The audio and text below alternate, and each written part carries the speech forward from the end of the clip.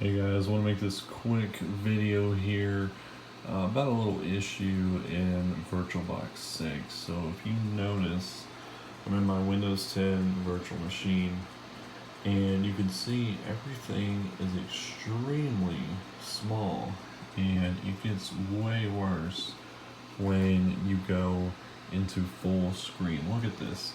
Look at my cursor. It's all the way in there. You can't even see it. And then look at the toolbar down here. Everything is just microscopic. It's pretty crazy. Look at the recycling bin. And when everything looks like this, well, it pretty much makes Windows very hard to use, or any other virtual machine really. Makes it pretty hard to use. So how do you fix this problem? So it's a really simple setting.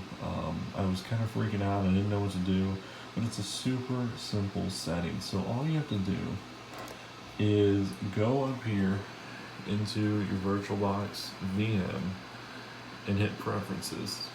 And when you hit Preferences, you want to go to the display right here. And all you have to do is change the scale factor from 100% to 200%. And that's literally all you have to do. You hit OK, and then you resize the window in order for the change to take place.